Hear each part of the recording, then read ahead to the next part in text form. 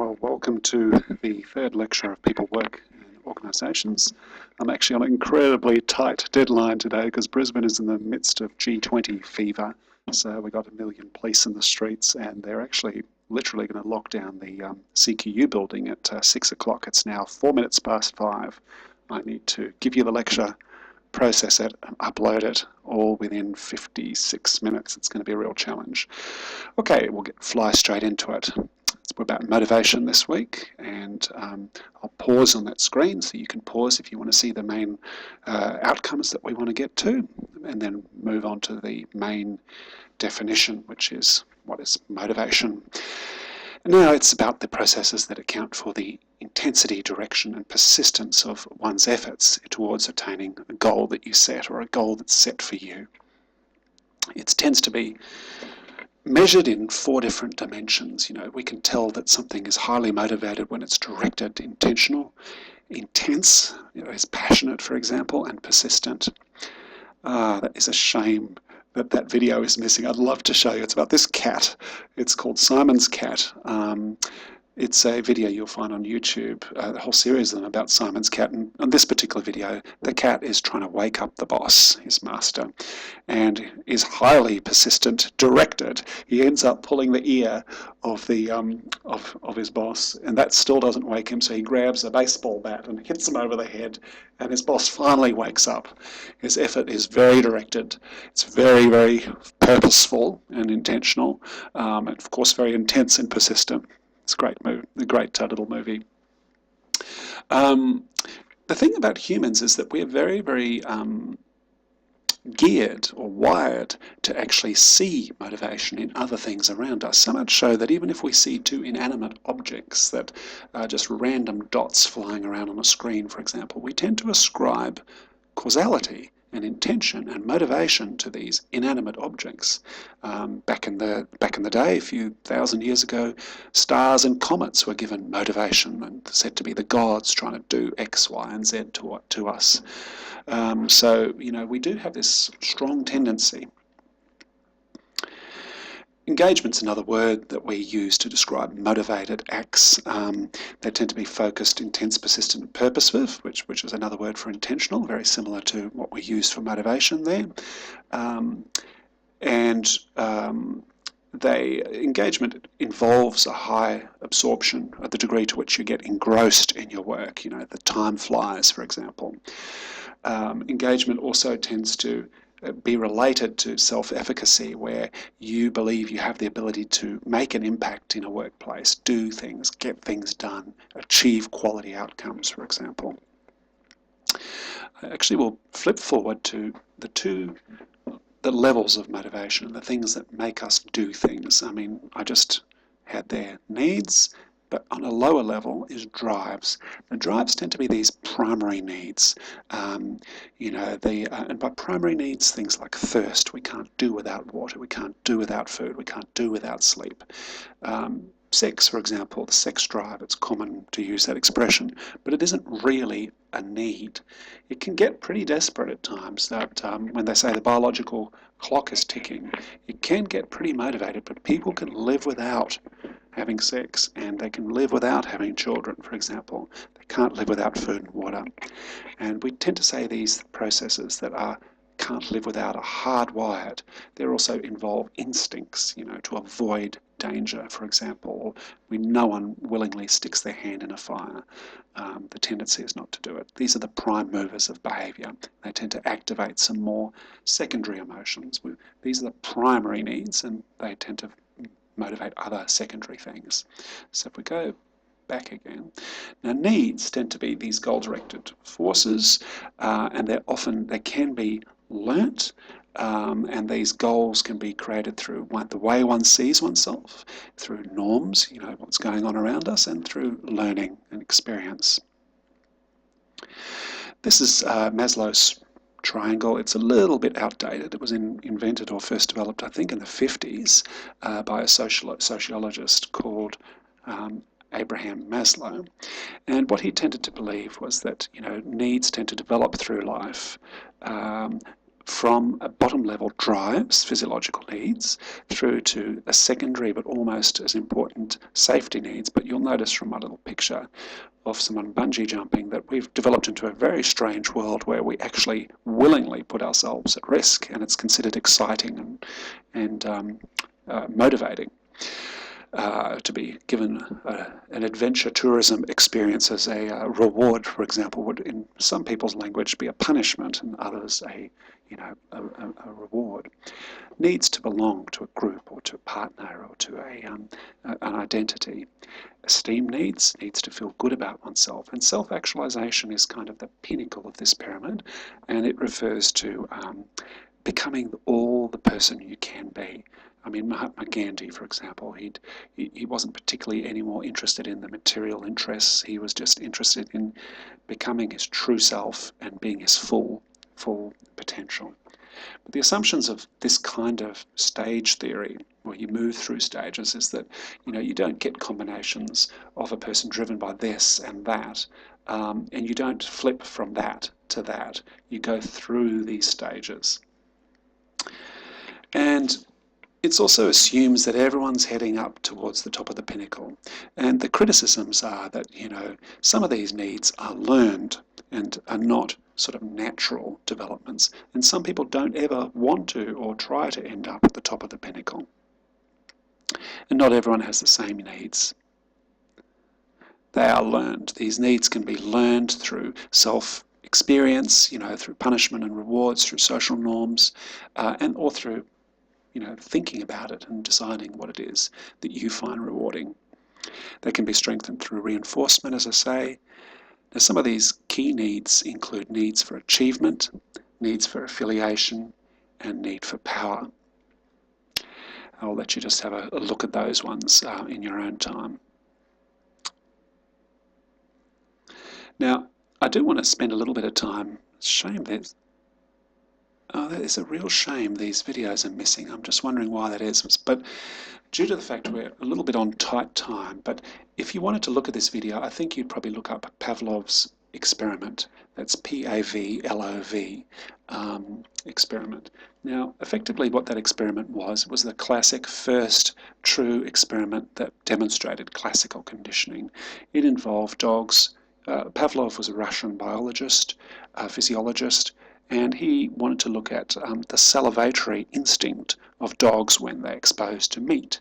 And he thought it was like any other form of instinct or drive, or that it was an instantaneous response from meat on the tongue to saliva being produced. He had all these little gadgets to collect saliva out of the jaws of dogs and measure their response to meat. I mean, very basic science. But what got really interesting was that by accident he discovered that the dogs start to salivate in advance of the food coming. And he tried to block it with doors so that they couldn't see the food coming, but they began to learn cues to the food coming. Cues like a bell ringing. And when they heard the bell ring, they started to salivate. So in effect, the bell ringing became attached to the reward of meat and caused the saliva to start to be produced. And you get really perverse results out of classical conditioning. I mean, the example I gave in class just before is that, we think in our culture as long hair, for boys anyway, long hair, high heels, and stockings as being sexy. But in fact, they aren't intrinsically sexy. A person from Mars who had human biology wouldn't suddenly look at that and think, hey, that's sexy. It's actually learned and conditioned, this goes with that. Effectively, classical conditioning is this goes with that, as I say there. Operant conditioning is a little bit more complex and a bit more human. And I showed a great clip here. I shouldn't be telling you how great these clips are, but I showed a clip relating to Big Bang Theory again, looking at how Sheldon rewards Penny for certain behaviours by giving her chocolate. So effectively, you might remember the scene. Effectively, the learning relates to this reward follows that behaviour, as I say on the screen there. And with these two kinds of conditioning, you can shape humans without a great deal of cognition or thought or mental states. You can shape behaviour in extraordinary and complex ways. And it's certainly a topic that's worth extra investigation for you as a manager or a future manager.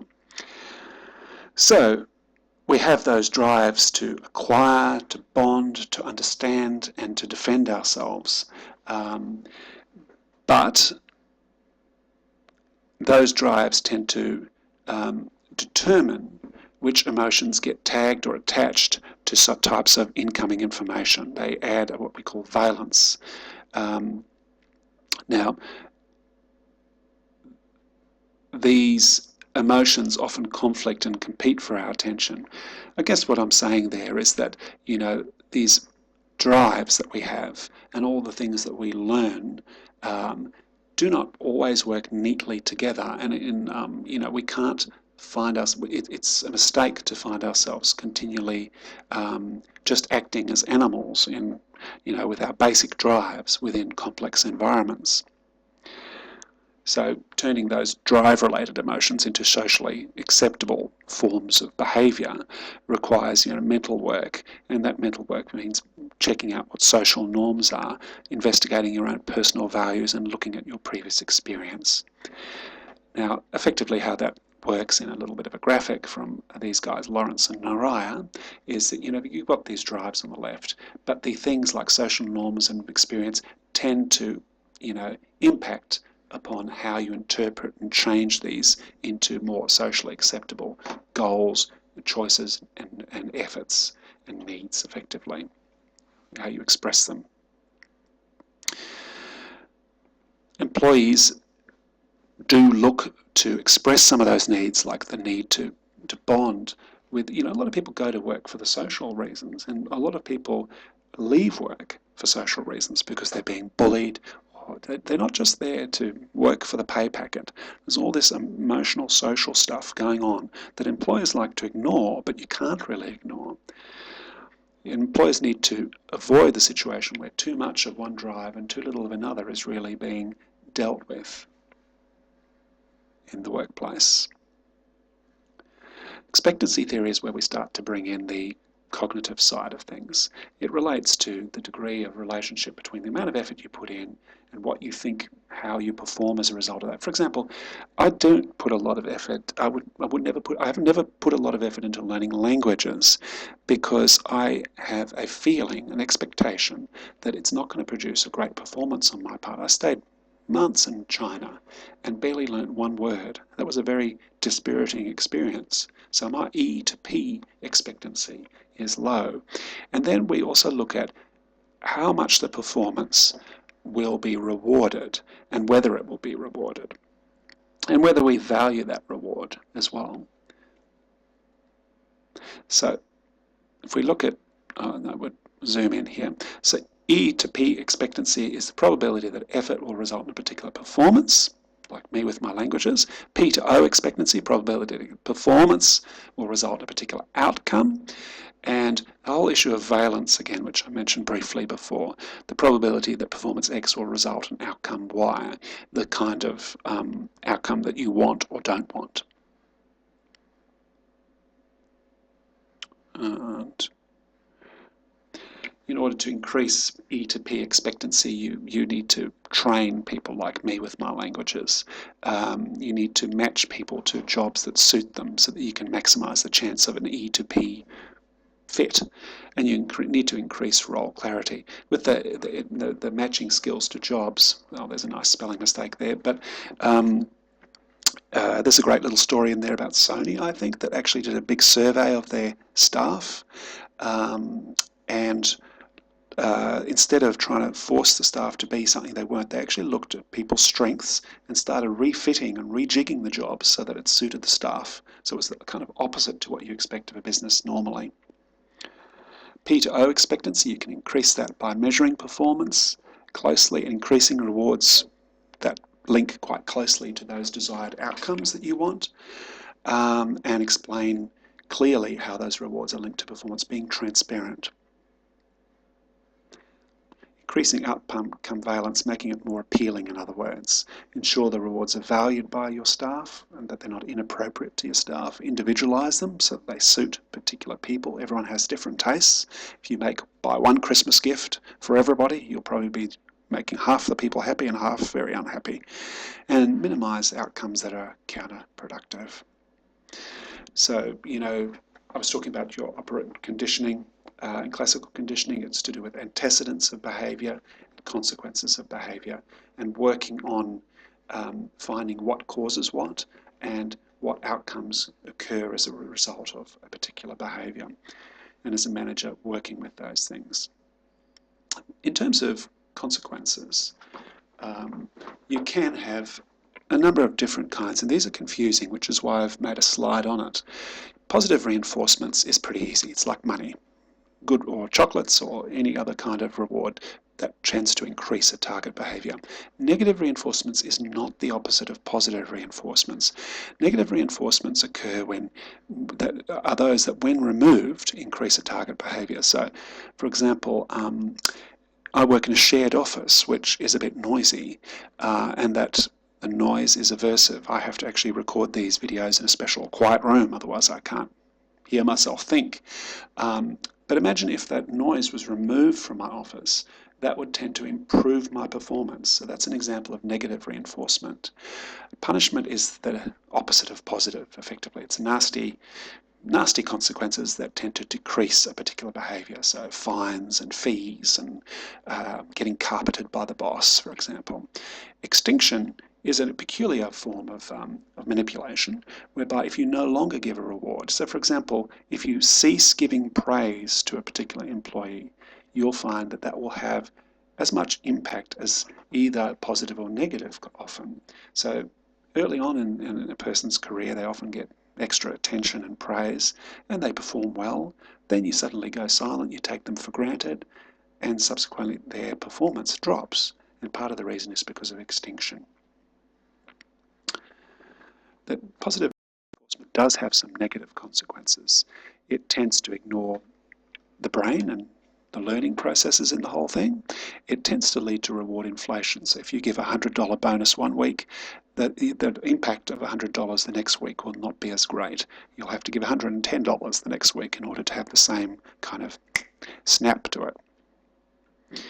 And we'll look at the cognitive processes briefly. And again, the video is missing, really annoying. Social cognitive theory or social learning theory basically is about observing and learning from social contexts, observing and anticipating consequences based on what you have seen or had modelled to you. There was a great little video there about from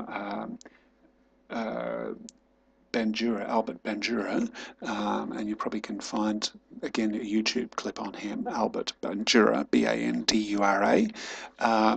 And he talked about how a particular experiment in which kids were exposed to adults behaving violently and were much more likely to behave violently consequently because they saw that that was acceptable. So if you smoke, for example, and your kids catch you doing it, that has a far more powerful impact on what they'll do than you telling them that smoking's bad or something. If they see you doing it, or if they see you arguing with your partner, that actually does have a very strong impact on your kids. But it's also adults have the same ability to learn from observing.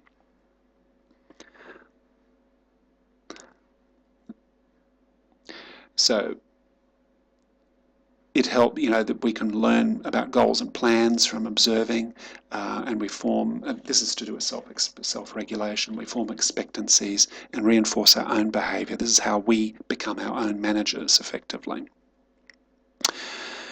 And the whole issue of goals is something that we'll spend a little bit of time talking about. That was me. One way to think about how to create good quality goals is using this acronym SMARTER. So specific, measurable, achievable, relevant. Ones that are framed in time, but also sufficiently timely so that people respond to them. I'll talk a little bit more about that in the beginning. Exciting, or involving and engaging. You could make E for engagement. And also that when you handle goals, you keep on getting feedback about them, finding out if they worked, and tinkering around with them in order to make them a better fit with your employees. So just remember the acronym SMARTER. Balanced scorecard, something you'll find a lot in HR, where you look not just at a single goal, for example, but look at safety records, look at staff satisfaction, look at customer satisfaction, for example. Build a group of goals that reflect all the elements of the business, rather a balanced approach to goal setting rather than just one single boring goal. Effective feedback needs to be specific, relevant, credible and timely. Now, those are fairly self-explanatory. I do want to focus briefly on timely. Whether it's with your kids or whether it is in your workplace, if you give negative feedback 6 weeks after the negative event occurs, it has far less potency than if you give it promptly. So leaving festering on something overnight is good as a manager if it's going to stop you from yelling in an inappropriate way at your staff. It's bad because the person inevitably, from a conditioning perspective, goes home and thinks, well, I got away with that. And they'll be more resistant to your feedback the next day. So timely is important in improving outcomes. And sufficiently frequently. So if you let people get away with something 99 times out of 100 and then pull them up on 1 time out of 100, it's likely that that particular behaviour is more likely to continue to occur. Multi-source feedback, this is something relatively new in HR and organisational behaviour, where and it relates to other terms of 360 degrees feedback, or from the full circle of people around employees. So, you know, let's say a middle manager will receive feedback from his underlings or her underlings, people underneath them, as well as from their superiors or bosses. And bosses themselves from everybody beneath them. This is really good. It's really tough on yourself to receive feedback from people around you because you're never quite as good as you hoped you were. But it is really valuable, and if you can grit your teeth and take the criticism, you as a boss should consider doing this kind of multi-rater 360 degrees feedback. So we'll talk briefly about justice and equity, and equity theory, which has been developed by a number of different authors over the last 40, 50 years. And this particular video, you might remember, this is the monkey video about throwing the cucumbers, etc. I just wanted to remind you of that one to show you how important a sense of equity is to an employee's willingness to persist with a particular good behaviour. So when things are out of kilter within a workplace, for example, other people get more rewards for doing the same effort as we do, we are motivated to try and rectify this, to change things, so bring the balance back. So we can work harder or less hard. We can choose to change our perception of the reward, for example, by saying, okay, this guy gets a lot of travel as part of his package, but then again, travel would mean spending less time with my family and kids, or mates, so travel's not that important. Or we can quit, which is actually the one that employers do really want to avoid happening. But this working hard or less hard, this sabotaging can happen. And it can happen to their own work, or they can even try and sabotage those people who are getting over-rewarded in their opinion. So it's about justice, achieving justice and equity. There's 2 kinds of justice that the textbook, in fact 3. So distributive justice is the idea of how goods are distributed within an organisation, where they're distributed equitably. Organisational justice, what's their view of what's fair in the workplace. And procedural justice, where due process is being followed and seen to be followed in an unbiased way. Now, guys, male employees, or males generally, are much more on about procedural justice, following the letter of the law or sticking to policy or sticking to rules. They're much more hung up about that, whereas females generally, and this is not a stereotype, but it is something that does tend to get found time and time again, tend to negotiate their way towards a position of justice. So sense of equity within the workplace tends to derive from two kinds of calculations. Outcome to input, looking at yourself and seeing that's fair, and then comparing that ratio with other people's output to income ratio and working out an evaluation based on these two. I don't know, I think we are done at 25 minutes. That was a bit of a record. Remember, even though this is a long weekend in Brisbane, I'll certainly be keeping an eye on emails, and I wish you all the best with if you are living in the Brisbane area, do be careful because, as I say, the situation is going to be interesting in the next few days with a lot of police out in the street, and they're certainly looking to avoid trouble, but sometimes they can attract trouble by simply, publicity seeking. So do be safe wherever you live, and we'll talk to you next week. Thanks.